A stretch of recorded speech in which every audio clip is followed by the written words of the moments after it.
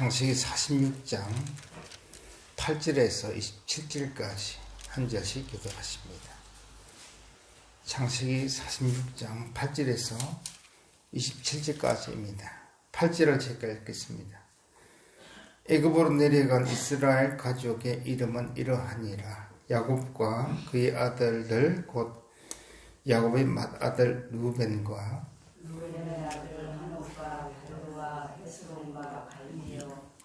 시몬의 아들은 여무엘과 야민과 오핫과 야긴과 스할과 가나안 여인의 아들 사울이요. 유다의 아들 곧 엘과 오난과 실라와 베레스와 셰란이. 엘과 오난은 가나안 땅에서 죽었고 베레스의 아들은 헤스론과 하물이며 이요.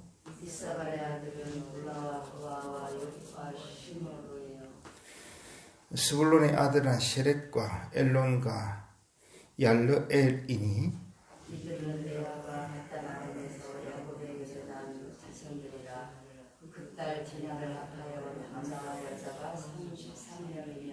가스의 아들은 시뵐과 핫깃과 수니와 에스본과 에리와 아로디와 알렐리요.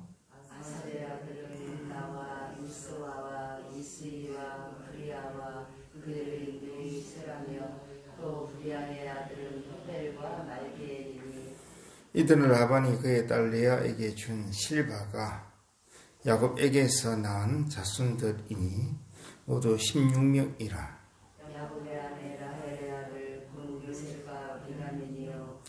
애굽 땅에서 온의 제사장 보디베라의 딸 아스낫이 요셉에게 낳은 모나시와 에브라임이요.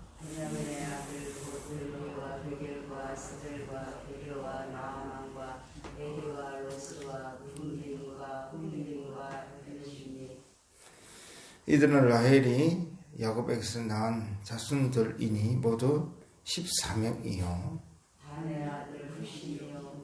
납달리의 아들 곧 야스엘과 구니와 예시엘과 실렘이라. 이들은 나반이 그의 딸 라헬에게 준 디라가 야곱에게 낳은 자손들이니 모두 7명이라. 야곱과 함께 애굽에 들어간 자는 야곱의 며느리들 외에 66명이니 이는 다 야곱의 몸에서 태어난 자이며 애굽에서 요셉이 낳은 아들은 2명이니 야곱의 집 사람으로 애굽에 이른 자가 모두 70명이었더라. 아멘. 오늘 말씀은 어제 봤던 말씀 1절부터 7절까지의 말씀과 이어지는 말씀이 되겠습니다. 어제 우리가 본 말씀 가운데 어제는 우리가 세 가지 말씀 받지 않습니까? 이스라엘과 야곱에 관한 말씀과 그리고 야곱이 하나님께 예배를 드렸을 때 하나님께서 나타나신 그 장면, 그리고 특별히 46장 1절 보시면 모든 소유를 그랬습니다. 46장 6절 다 함께 애굽으로 갔다. 그리고 7절에 보면 그의 모든 자손을 데리고 애굽으로 갔더라 했던 바로 이 모든 자손 다 함께 이 말씀이 어제 살펴봤는데 그 말씀을 증거하는 말씀으로 8절부터서 27절까지 말씀이 기록되어 있습니다. 다 함께 갔습니다. 모든 자손이 다 갔다. 그러면서 이제 27절 보시면 모두가 몇 명이라고요? 70명이다. 정확하게는 75명이라고 사도행전에 기록되어 있습니다. 75명인데 지금 모세가 의도적으로 70명이라고 했습니다. 이게 의도적으로 70명이라고 한 이유는 뭐냐면 7 곱하기 10가 70이거든요. 7은 완전 숫자고 10도 완전 숫자입니다. 10도 완전 숫자입니다. 그래서 70명이라고 하는 것은 완전한 가족을 말합니다. 완전한 가족. 그러니까 하나님께 속한 가족을 말하는 것이죠. 하나님 나라가 된 가족. 어제 우리가 본 것처럼 여러분 46장 3절에 보면 너로 큰 민족을 이루게 하리라 그랬습니다. 큰 민족을 우리가 봤는데, 큰 민족이라고 하는 건 숫자가 많은 번성한 민족을 의미하기도 하지만, 성경에서 큰이라고 하는 이 단어가 사용되는 예시를 보면 10편 131편이라든가 요나스를 특별히 보면 요나스의 큰이라는 단어가 굉장히 많이 나오거든요. 계속 큰 물고기, 큰 성 바벨론, 큰 물결 뭐 이렇게 하면서 큰이라는 단어가 계속 나오는데, 그를 잘 살펴보면 그게 뜻이 있는 말인 걸 알 수 있습니다. 뜻이 뭐냐면 바로 하나님의 것이라는 뜻이, 하나님의 것. 큰 물고기, 하나님이 부르신 물고기, 큰 성 니누에 했을 때 그 큰 성은 하나님이 함께 하시는 성인 것이 굉장히 의미가 있는 것입니다. 이 요나는 니누웨를 굉장히 싫어했는데, 이방인이고 이방인의 수도이고 정말 막무가내로 그저 사람을 죽이는 그런 악한 민족의 도성이 니누웨인데, 이 성을 큰 성이라고 하면서 하나님의 성이라고 이렇게 읽혀보고 있거든요. 큰 성 예루살렘이 아니고 큰 성 니누웨 이렇게 얘기를 하고 있어요. 그래서 하나님께 속한 것으로 이제 표현하고 있기 때문에 굉장히 요나서는 굉장한 의미가 있는 그런 성경이죠. 오늘 보면 이제 큰 민족 46장 3절에 큰 민족이라고 하고 있기 때문에, 그러니까 애굽으로 내려가는데 너로 큰 민족을 이루게 하겠다. 무슨 말이에요? 하나님 나라로 살아가는 민족 되게 만들겠다.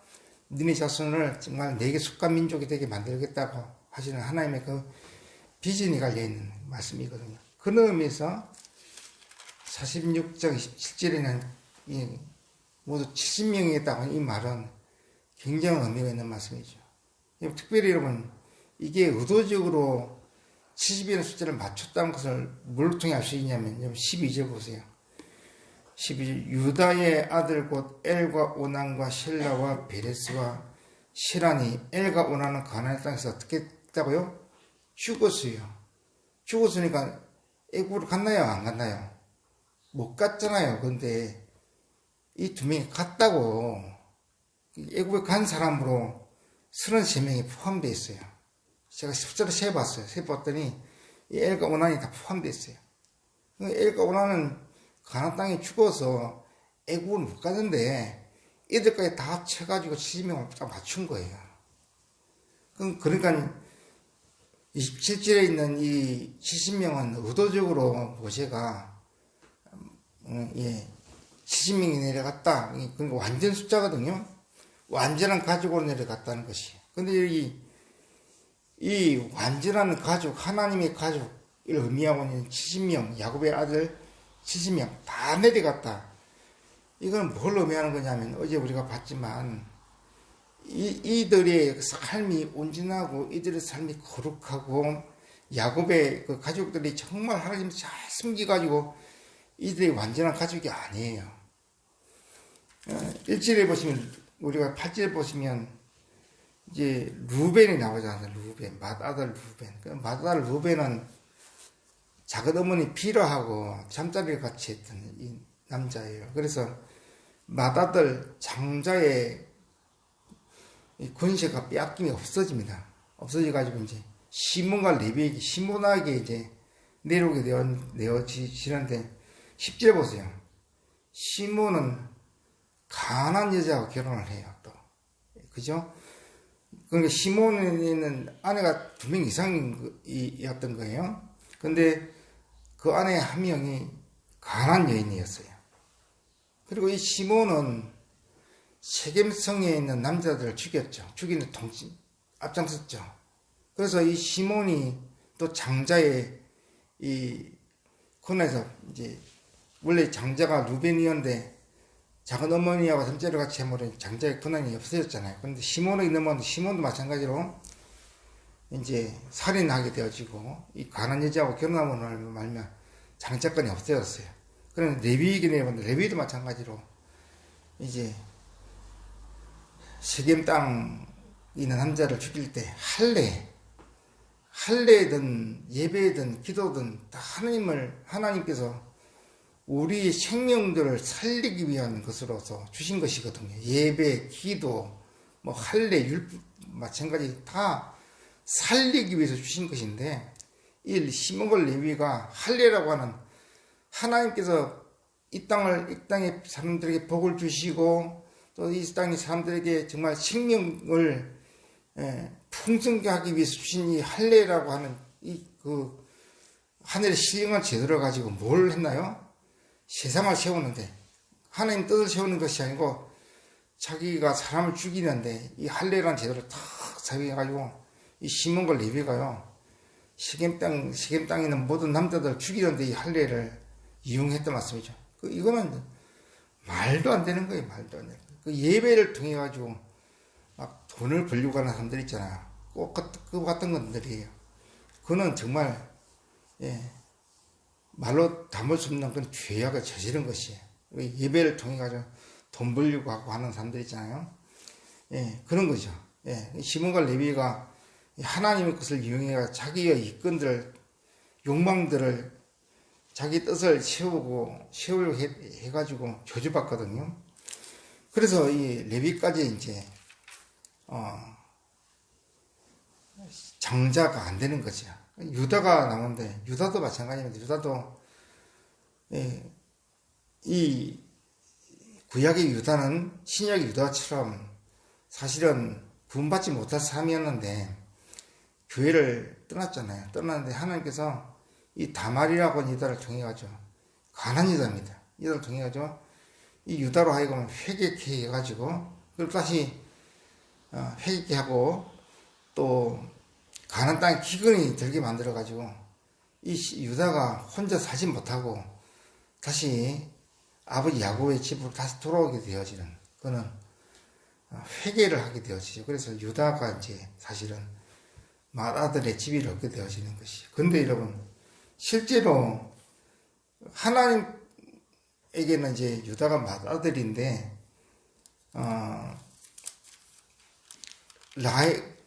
야곱은 자신의 맏아들을 누구라고 생각했나요? 요셉이 맏아들이죠. 왜냐하면 실제 야곱의 아내는 누구죠? 라헬이에요. 라헬을 원래 처음에 결혼하려고 했던 사람이 라헬이기 때문에, 여러분 보세요. 19절 보세요. 야곱의 아내 라헬 됐잖아요.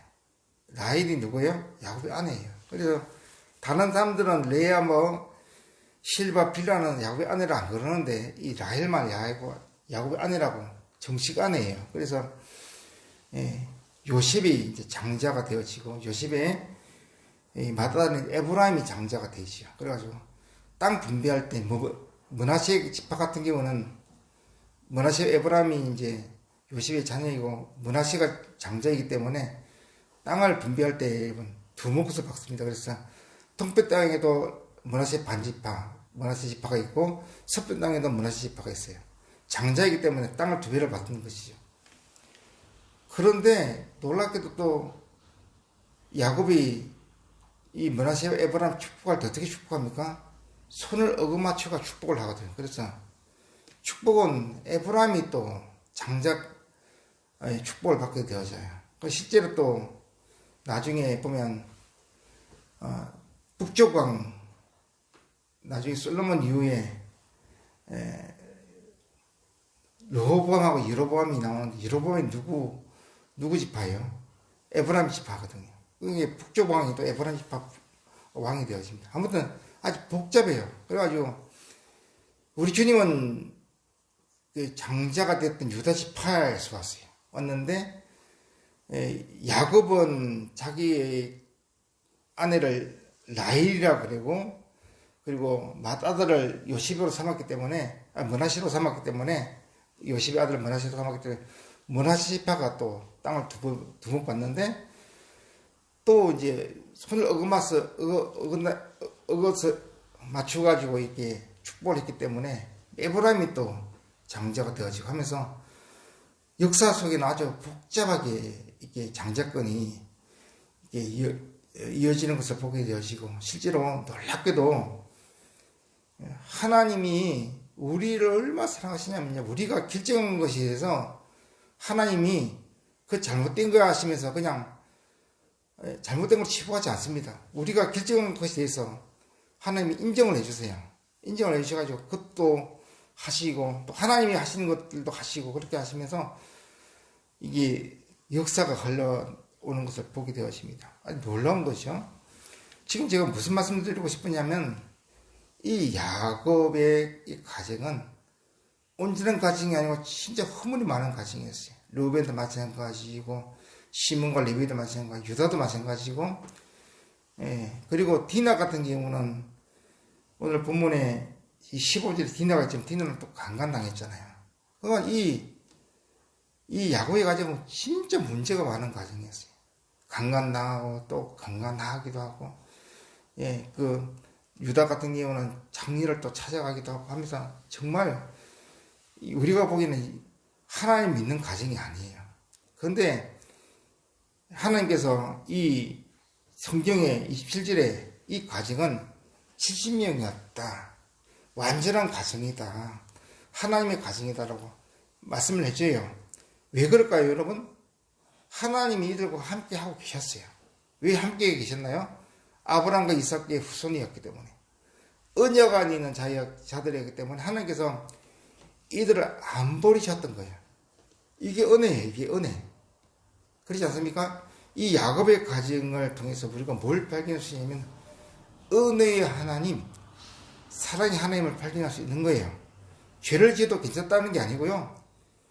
이런 죄 많고 이런 흠을 맞는 이런 가족이라 할지라도 하나님께서 이들을 버리지 않고 끝까지 남아가지고 이들을 돌보시고 이들과 함께 하셨다는 것을 보여주고 있는 것이거든요. 그래서 야곱의 가정을 딱 보면서 이렇게 거룩하지 못하고 경건하지 못하고 이렇게 흠을 많고 죄 많은 가정인데 어떻게 이 완전한 가정일까 했을 때 우리가 뭘 발견할 수 있냐면 우리가 구원받는 것은 하나님이 나와 함께하는 것은 내가 예배를 잘 드리고 기도를 잘하고 예배를 잘 드리고 기도를 잘하는 게 너무 중요하죠, 여러분. 그런데 하나님이 나와 함께 하신 건 내가 예배를 잘 드리고 기도를 열심히 하고 그렇게 해가지고 내가 거룩하고 내가 경건해서 하나님이 함께 하시는 게 아니고 우리가 예수님을 향해서 예수님 주님 필요해요 하면서 십자가를 탁 붙잡았기 때문에 예수님의 그 보혈의 공로로 말미암아 우리가 하나님께 붙잡혀 있는 것이지 다른 이유가 절대 없다는 것을 우리가 아셔야 돼요. 이 야곱의 가족들이 이 흠을 많은 가족이 모두 다 요셉 안으로 들어가는 거잖아요. 요셉의 다스림 안으로 들어가게 되어진데 요셉은 누굴 예표하는 것인가요? 예수 그리스도를 예표한다 말씀이죠. 그 모두가 다 예수 그리스도 안으로 들어갈 수 있었던 것은 은혜예요, 은혜. 하나님의 전적 은혜와 사랑 때문이지 이들의 어떤 행위 때문에 이들이 하나님을 잘 숨기기 때문이 아니라고 말씀을 하고 있어요.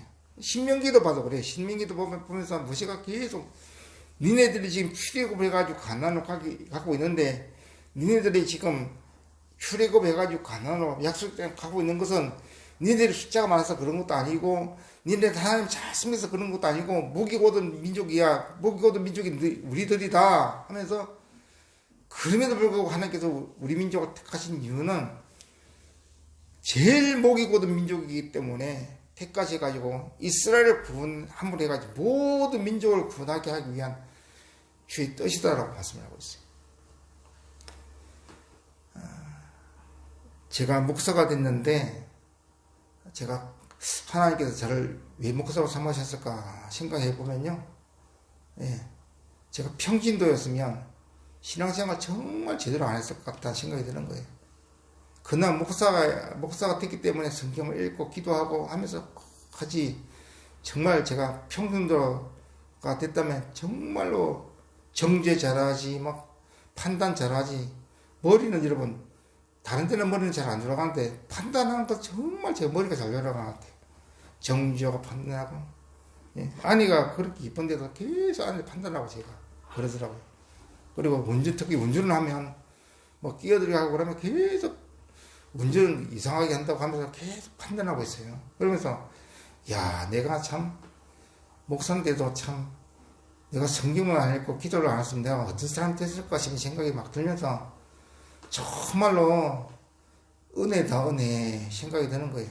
그래서 나는 평균대로 이렇게 성도님들처럼 살았으면 나는 정말 유다처럼 이렇게 교회 밖으로 나가가지고 세상을 살았을 거예요. 살았을 게 틀림없어. 내가 하나님 은혜 받아가지고 목회자 돼가지고 그나마 지금 거룩하고 경건하게 살아가고 있는 것이 정말 하나님이 아니면 나는 아무것도 아닌 사람이었을 거야. 지금 그런 고백을 할 수밖에 없는 것이죠. 그래요, 여러분. 우리가 오늘도 주의 은혜와 사랑 가운데 살아가게 될 것입니다. 우리가 절대로 우리의 어떠함을 드러내고 내가 기도했으니까 내가 예배를 드렸으니까 하나님께 복 주시겠지. 절대 이런 생각 헛된 생각이거든요. 절대 그런 생각 하지 말고 우리 하나님은 우리 아버지 하늘에 계시는 아버지세요. 아버지시고 우리 주님이 뭐라고 하시냐면 우리가 기도하기 전에 이미 다 필요한 거 다 아신다고 그러셨고요. 그래서